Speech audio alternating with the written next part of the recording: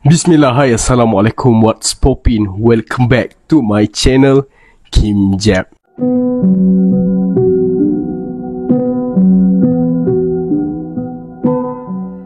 Hai, apa khabar semua? Sihat ke? Kalau sihat, Alhamdulillah. Dan kalau tak sihat, banyakkan minum air dan banyakkan berselawat. InsyaAllah hari ni saya nak share beberapa cerita yang saya dapat daripada grup Seram Mistik. Masih lagi seram mistik sebab dalam grup ni kebanyakannya adalah kisah benar yang dilalui oleh orang-orang tempatan, orang-orang Malaysia.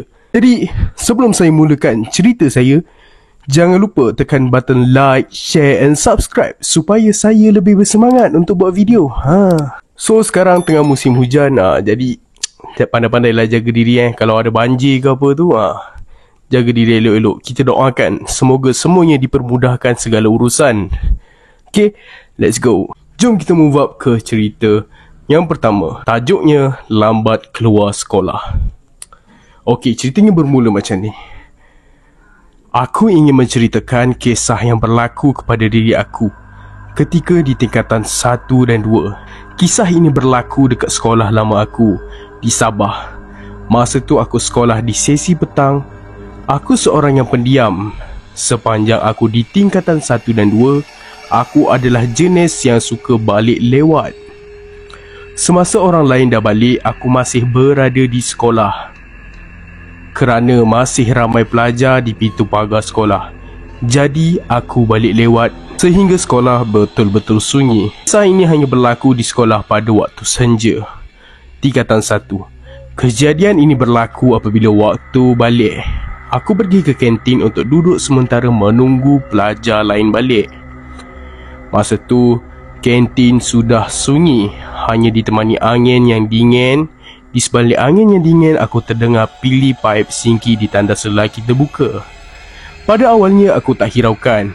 Mungkin ada orang sedang mencuci tangan. 3 minit kemudian, pili air masih terbuka. Aku pun pergi ke tandas untuk memastikan apa yang berlaku, tetapi tiada siapa di dalam tandas. Aku mula rasa tak sedap hati, ditambahkan pula rasa seram sejuk. Dengan tidak melengahkan masa, aku tutup pili paip, ambil beg dan keluar dari sekolah. Pengawal keselamatan dari tadi memandang aku dengan wajah yang pelik. Kenapa dia pandang aku macam tu? Aku tak ambil tahu. Aku cuma tak nak tertinggal van. Aku berlari ke tempat menunggu van yang hantar aku balik ke rumah. Apa yang pasti, aku sendiri tak pasti. Pili paip terbuka sendiri, tapi tiada seorang pun di dalam tu. Tempat menunggu van tu lebih kurang 1,5 km dari sekolah. Ketika lalu dekat tempat orang bermain bola, aku nampak ada seorang pakcik dengan beberapa orang remaja sedang lepak di pondok. Tetapi yang peliknya, pakcik tu tak dilayan. Seolah-olah mereka tidak nampak kewujudan pakcik itu. Aku pun meneruskan perjalanan dalam keadaan berpeluh menuju ke tempat menunggu van. Beberapa hari kemudian, aku masih dengan tabiat aku, iaitu tunggu di sekolah sementara menunggu pelajar lain balik. Semasa melihat pemandangan koridor, aku terdengar orang sedang bercakap di tingkat 2. Suara mereka jelas didengari. Aku pun melihat ke atas untuk memastikan siapa yang sedang berbual. Tetapi tiada siapa pun yang berada di tingkat 2. Kosong pula tingkat tu. Aku pun ambil keputusan untuk keluar dari sekolah. Masa nak keluar dari sekolah, tiba-tiba terdengar bunyi orang berlari berkejaran. Aku pun jeritlah, "Siapa tu?" Tiada siapa pun yang menyahut. Tiba-tiba ada hentakan kaki di koridor atas. Aku pun lari meninggal tempat itu. Setibanya di tempat menunggu van, aku bernasib baik van belum datang. 2 bulan tiada benda pelik yang berlaku sehingga bulan Oktober. Mata pelajaran Bahasa Melayu, cikgu membawa kami ke perpustakaan. Laluan di luar perpustakaan memang gelap sebab perpustakaan berada di depan bilik guru 3. Sepanjang berada di perpustakaan, aku hanya membaca buku dan bosan. Sedang khusyuk aku membaca buku, aku ternampak ada satu kelibat di luar perpustakaan. Aku cuba meneliti. Kelihatan seorang lelaki dengan baju yang berlumur. Perasaan takut terus melumpungi. Meremang. Memang seram kalau lihat lelaki itu. Aku tutup muka aku dengan buku. Bila tengok balik, benda tu sudah tiada. Kawan aku yang duduk di sebelah melihat aku dengan kehairanan. Dia tanya, kenapa dengan aku? Aku hanya memberitahu. Aku terkejut. Mimpi jatuh dari bangunan. Kalau aku beritahu apa yang aku nampak, dah tentu dia tak percaya. Peperiksaan akhir tahun pula berakhir. Maka ramailah dekat kelas aku yang berbual tentang cuti hujung tahun. Ada yang balik kampung, ada yang bercuti, ada yang duduk rumah sahaja. Apa yang aku nak ceritakan adalah tentang bilik muzik yang berada di hadapan bilik makmal bahasa. Selesai belajar, kami pun balik ke kelas masing-masing. Semasa dalam perjalanan pulang ke kelas, aku terhenti kerana terdengar suara yang pelik dari bilik muzik. Lama aku tenung bilik muzik tu sampai rakan aku memanggil. Aku melihat bilik muzik dari luar tingkap. Gitar yang berdiri teguh tiba-tiba terjatuh. Aku pun macam terkejut. Macam mana gitar tu boleh terjatuh? Tiba-tiba aku terdengar orang menjerit minta tolong. Tetapi suara dia garau sikit. Tolong aku. Tolong aku. Tolong aku. Aku pun larilah lintang pukang ke bawah dan terus ke tempat bas. Kisah ini berlaku setiap kali aku balik lewat di sekolah. Kisah ini aku tak pernah cerita dengan siapa pun sehingga hari ini, termasuk rakan sekelasku. Semasa di tingkatan 3, aku cuma sekolah selama sebulan. Kemudian aku pindah sekolah. Maaf sekiranya cerita aku ini tidak berapa seram. Dan maaf juga sekira penulisan aku tidak baik. Terangkan sikit cerita pasal tadi tu kan. Ceritanya dia ni seorang budak yang pendiam dan tak campur sangat orang lah. So dia ni selalu balik lewat sebab nak tunggu semua kawan-kawan dia balik baru dia balik. So bila dia balik lewat tu, macam-macam yang berlaku. Yang pertama, dia nampak dia dikacau dengan bunyi air dalam tandas. And bila dia pergi, tak ada orang dekat situ. Okay. And yang kedua, masa dia dekat library, tiba-tiba dia nampak seorang lelaki berlumuran dengan darah. Dia kata pada masa tu dia sangat-sangat takut, macam yang saya ceritakan tadi. For me lah, cerita ni seram sebab saya pun dah pernah lalui cerita macam ni. Dulu masa saya dekat sekolah ni, ni kira sekolah rendah tak silap saya pernah lalu depan satu bilik muzik and dengar instrumen muzik berbunyi. Masa tu saya tak silap angklung yang yang tu, yang angklung tak silap saya nama dia. Benda tu berbunyi sendiri sedangkan dalam tu tak ada apa pun. Benda tu ramai yang lalui dekat sekolah saya masa tu. Adalah 2-3 orang yang perasan benda tu terjadi. And Alhamdulillah, tak ada apa-apalah. Kerasukan pun berlaku setelah kami habis di sekolah tu. Akhirnya batch-batch bawah kami baru ada berlakunya kerasukan di sekolah itu. Jadi cerita yang kedua pula bertajuk Perjanjian. Okay, kisah seram mistik. Ni saya dapat daripada grup yang sama. Kisah yang aku nak cerita ni katanya berdasarkan kisah benar. Pengalaman seorang pelukis yang suka mengembara. Nak dijadikan cerita, pada satu hari dia masuk ke sebuah kampung untuk mencari ilham melukis.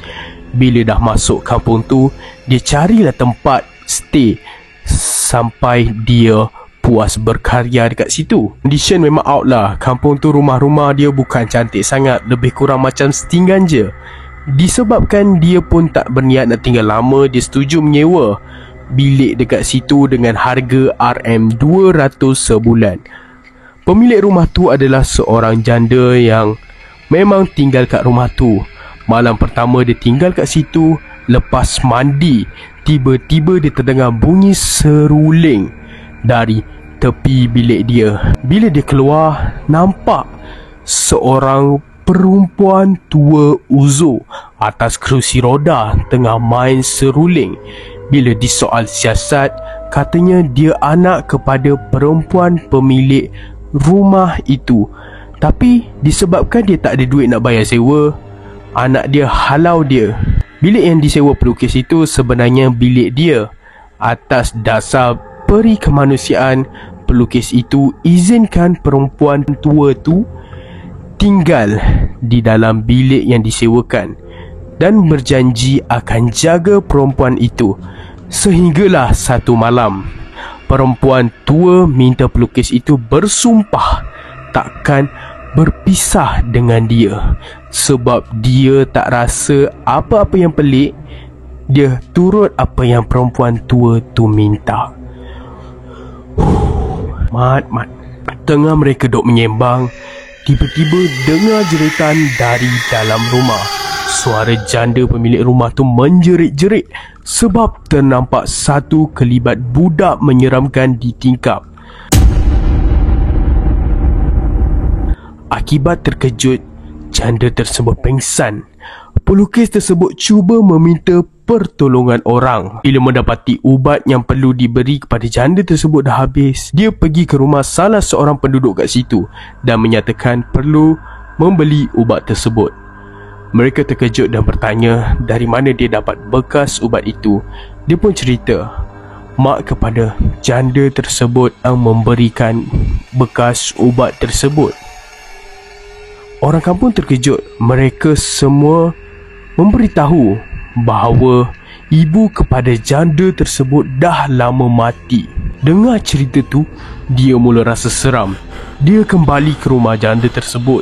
Sekali lagi dia terkejut bila nampak rumah sedang terbakar dan janda tersebut sedang memegang pisau untuk bunuh diri akibat menyesal dengan perbuatan dia yang membunuh ibu dan anak lelaki OKU-nya. Tak sempat nak diselamatkan, janda tersebut mengelar leher sendiri. Dia cuba masuk ambil beg dalam bilik dan keluar selamatkan diri. Tiba-tiba dia tersempak dengan perempuan tua yang dikatakan dah lama mati itu sedang meratah daging mentah yang masih berdarah.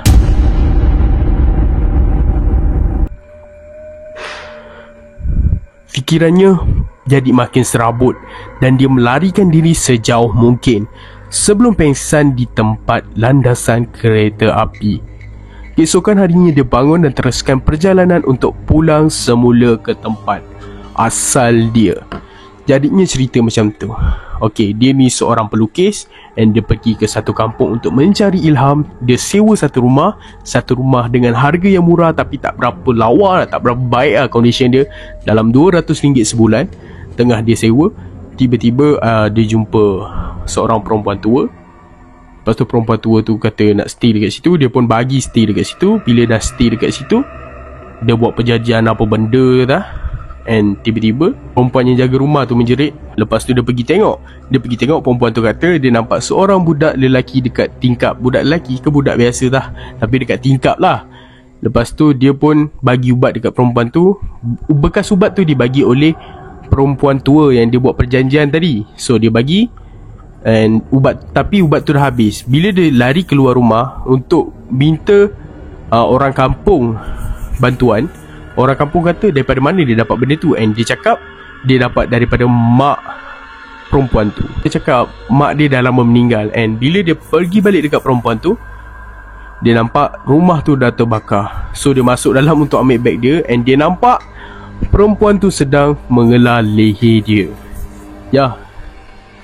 And dia nampak perempuan tua tadi tengah makan daging yang mentah, berdarah-darah orang kata. Tapi kiranya orang kata karma ataupun kifarah yang berlaku pada dia. Sebab apa dia ni dah bunuh anak OKU dia, and dia dah bunuh mak dia sendiri. So macam itulah cerita dia.